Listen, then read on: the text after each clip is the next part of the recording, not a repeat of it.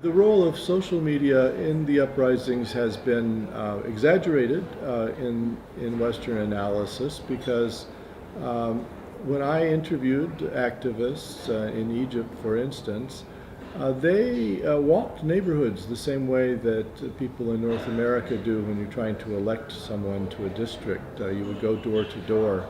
And they would keep records of how they were received at the door, and so they could go back to people that they knew were friendly to them. I just wanted to start the answer to your question by saying that the social media was the visible part of it in the West because we could see the Twitter feeds and the Facebook and so forth so easily, but there was a subterranean element here where you had to actually be on the ground to see what they were doing in the way of traditional kinds of political work and mobilizing. Facebook is organized in the way that revolutionary cells are, because it would be you and 150 friends. And so each person is at the center of a cell in a way on Facebook. And so if you had sufficient numbers of people who all wanted to accomplish something together, all of a sudden you had pre-made cells. And you could give instructions and so forth. And one of the drawbacks of Facebook in this regard is that it's easily monitored by the cyber police. But what I'm arguing is that between 2008 and 2011, when the revolutions broke out, the cyber police were overwhelmed. So many millions of people had joined these social media groups.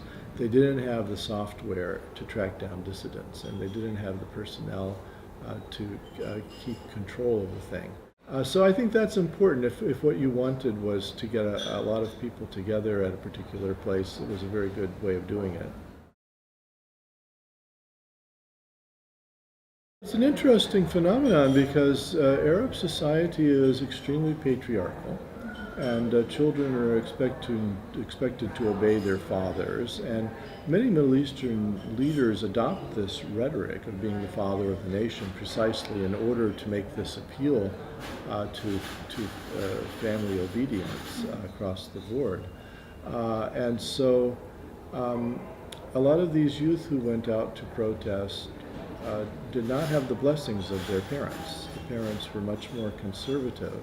So the young people were, I think, cosmopolitan in their outlook because of their exposure to the internet and international television.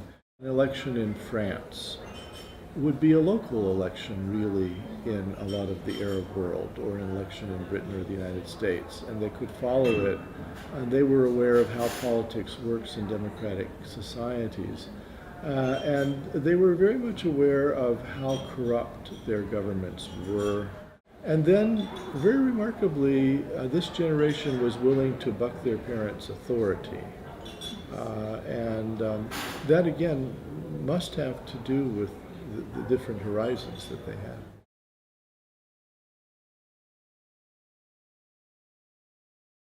The certitude that these young people will eventually take over is incontrovertible.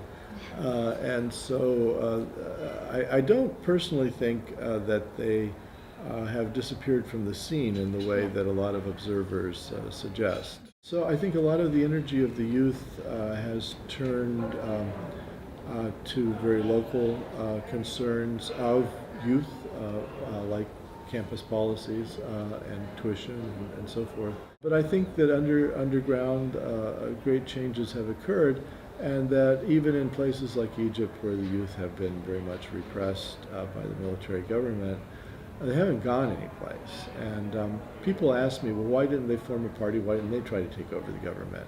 And I tell them, well, it would have interfered with their homework.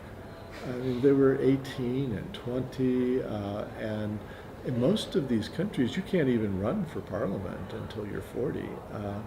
And so in the 2030s, we'll see them emerge as politicians. And there's no guarantee, of course, that they will retain their youthful idealism or youthful programs, but it is likely that they will, down the road, have an impact on policy.